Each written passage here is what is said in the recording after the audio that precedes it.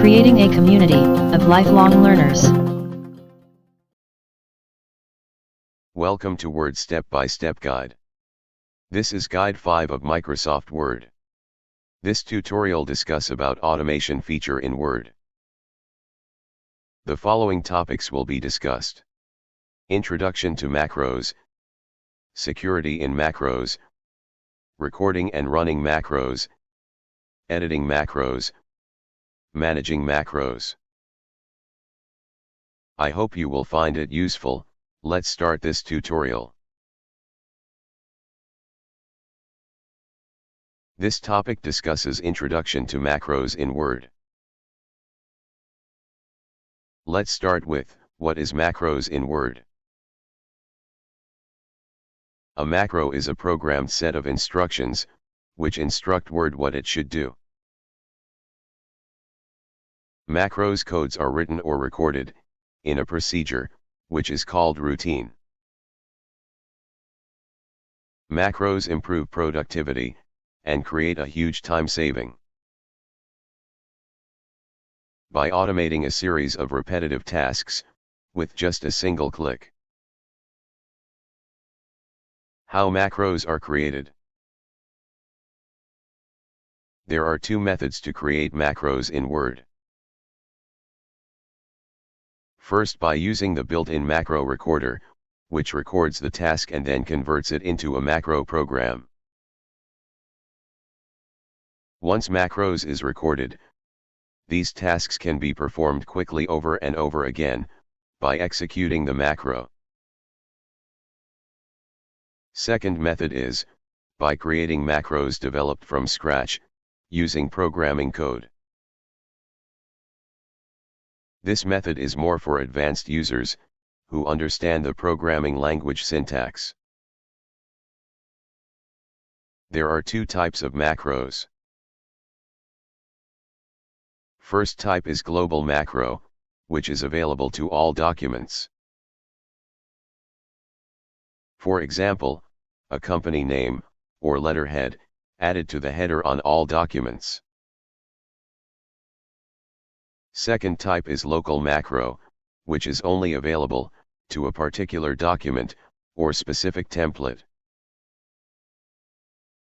For example, monthly report document, that import source from other sources. How to access macros. Macros in Word can be created, viewed, and edited using macro commands, on the Code group of the Developer tab. Visual Basic Applications. Visual Basic Applications, or VBA, is programming language, developed by Microsoft Corporation. Macros can be created, using Visual Basic Applications. It is commonly used, in other Microsoft Office applications, like Excel or PowerPoint.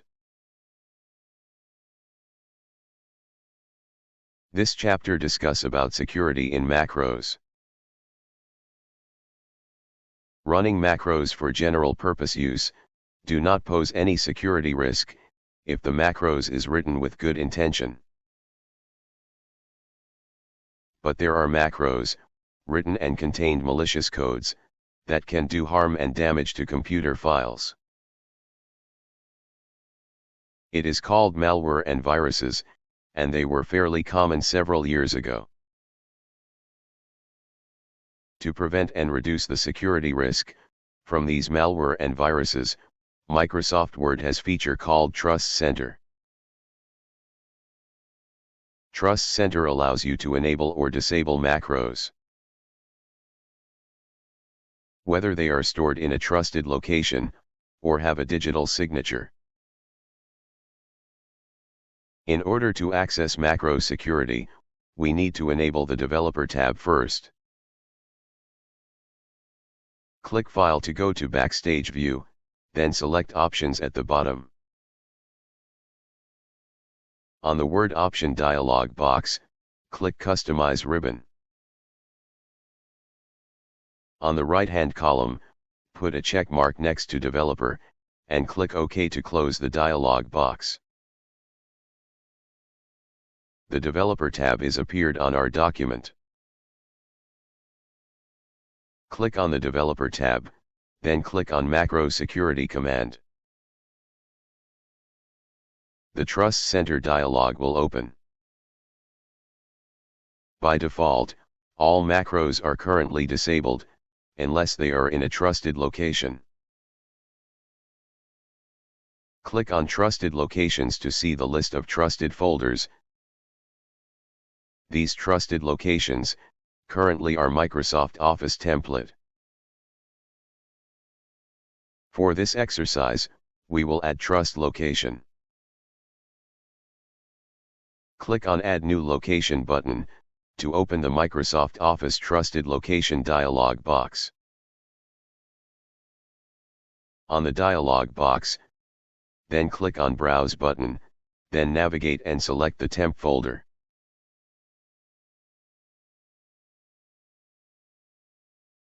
For the purpose of this exercise, we select temp folder. But in real-life scenario, we would recommend a folder specifically destined for macros. Click OK to confirm. Now the temp files folder is added to the list of trusted locations. Click OK to close the dialog box, then save and close the document. Lastly, we would recommend only run macros that you are completely sure. If you trust the macros will not do any harm, you should place them in trusted location like the above exercise. This chapter discuss about recording and running macros in Word. Word allows you to automate frequently used tasks, to accomplish a task automatically, by recording, and creating, a series of commands and instructions. These series of commands and instructions are grouped together to form a single group, which is called macros. For example, instead of going through all the steps to format a document with some characteristics, such as page numbering and single-space paragraph, we can create a macro to automate those steps with a single click to increase productivity and standardize format across all documents. Let's view and run a simple predefined Word macros on our current document. First, select the View tab, then click Macros drop-down arrow. Then select View Macros. We can also use keyboard shortcut by pressing the Alt key and F8 key to bring up the Macros dialog box. In the drop-down arrow, choose Word Commands. Then select the predefined macro name. Please note description of the command and the bottom of the macros dialog box. In this exercise, we want to create a simple border. Scroll down or type border on the macro name and select Border All. And click Run button.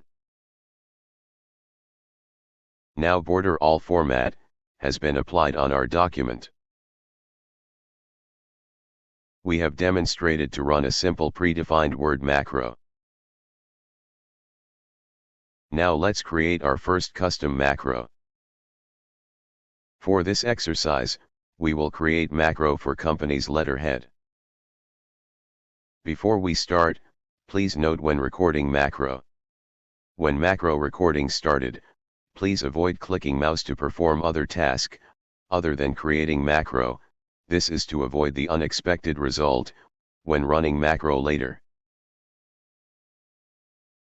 First, select the View tab, then click Macros and select Record Macro.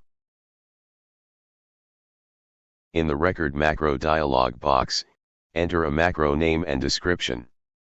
In this exercise, we will type the macro name and description as letterhead.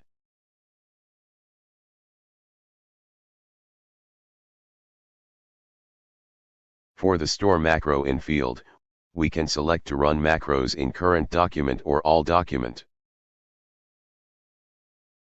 For this exercise, we will select to run macro in all document. So this macro will be available each time we create new document. In the Assign Macro to panel, there are two options, whether keyboard shortcut or buttons. Since most keyboard shortcuts have already been assigned, we will select button. On the next dialog box, we will add our macro to the quick access toolbar. Select our macro on the left column, and click right arrow to add it to right column. Then click Modify button at the bottom.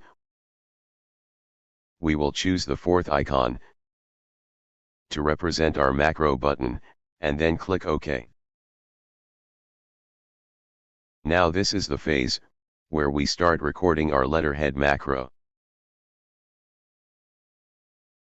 Double-click the top margin to active header and footer.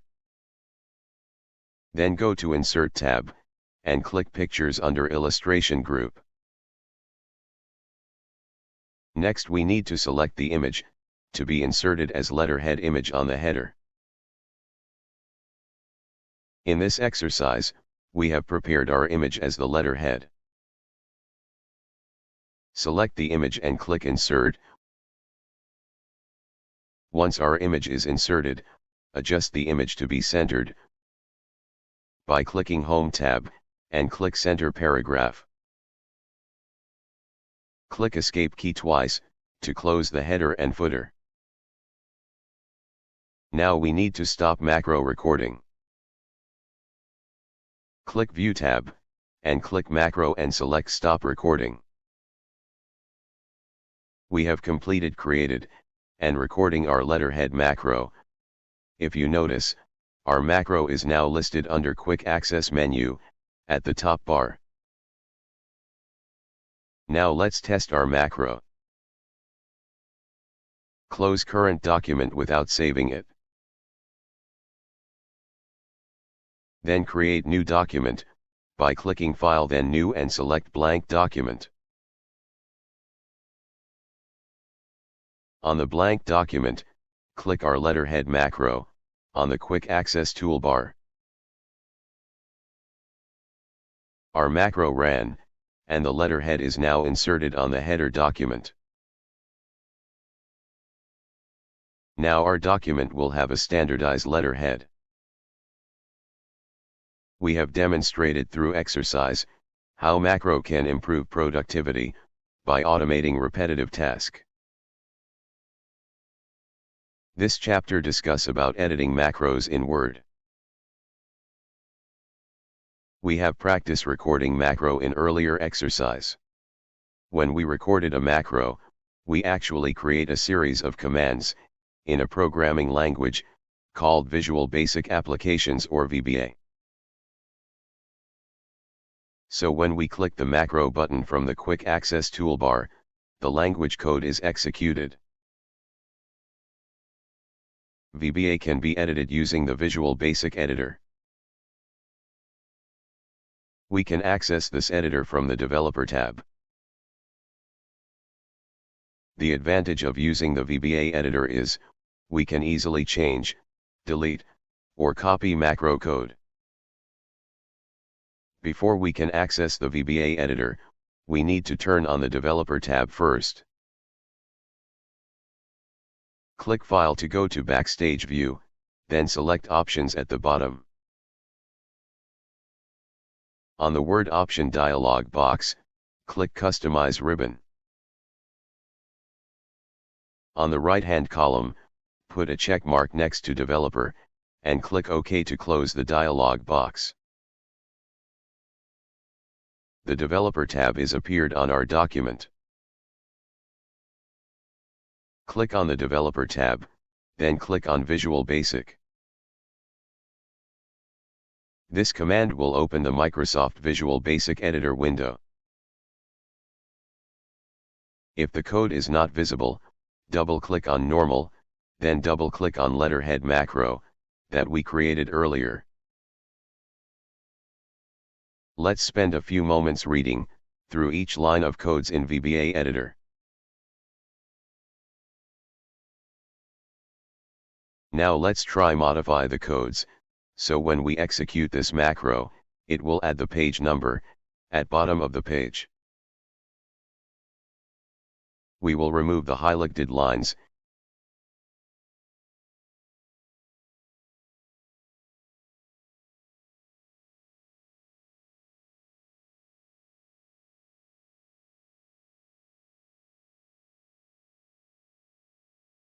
and add the following lines on screen.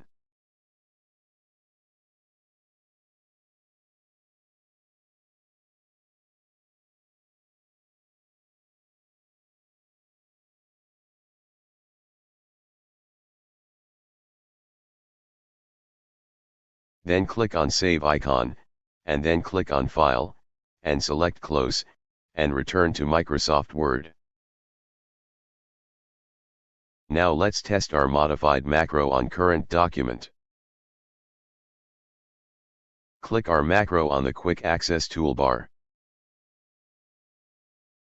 Notice the letterhead is added to header, and also the page number is added to the bottom of the page. Please note, we can initiate the Visual Basic Editor by pressing Alternate and F11 key. We can also record macros by typing the codes directly into Visual Basic Editor. This concludes our discussion about editing macro. This chapter discusses about managing macros in Word. Macros potentially can offer ideal solution to solve complex document issue. If macros are written well, it can help to speed up document automation, which would improve productivity and efficiency. By default, Word document format DOCX does not allow to run macro. This exercise will save the current document as Word macro enabled in DOCM format, so that macro will be able to run. On the current document, click File tab, then click Save As. Then click Browse. If you recall in previous exercise about security in macro, we have set up trusted location for macros.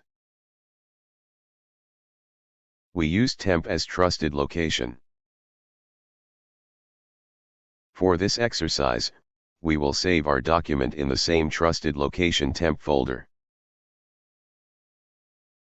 On the drop-down arrow for Save As type, we will select Word macro enabled document. Then click Save button. Now this document will be able to run macros, since it is saved with DOCM extension. Let's continue with our exercise. In our previous exercise, we recorded our letterhead macro in all document template, which is a normal Word document template, with DOTM extension. Which means our letterhead macro is available in all Word documents. This time we want to move this letterhead macro to macro enabled document we saved earlier. First click on the Developer tab, then click on Macros. On the Macros dialog box, then click on Organizer. On this Organizer dialog box, we can see clearly our macros is on the right column, under Normal DOTM. Now we will move this macro from DOTM to DOCM document on the left column. On the Organizer dialog box, click on Close File button on left column, then click on Open File button. Scroll down and locate Temp folder. On the file extension, make sure we select Word macro enabled document. Select the file that we save earlier, and click Open button. Back in Organizer dialog box, click on Copy button to copy the macro over.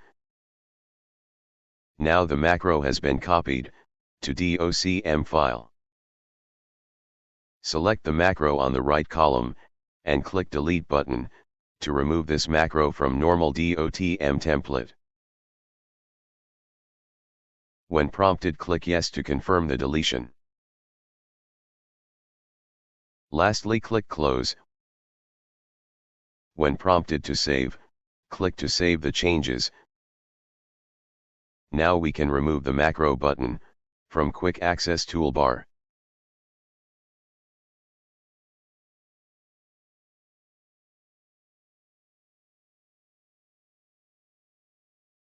Let's open and run our letterhead macro from docm document.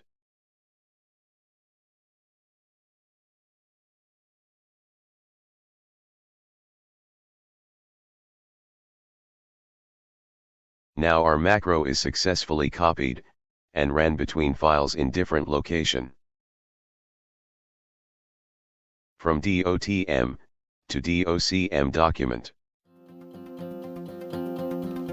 This topic wrapped up lesson 5. I hope you enjoy and continue with next lesson. Please share your view and feedback. Please do not forget to subscribe and like this video. Thank you and have a nice day.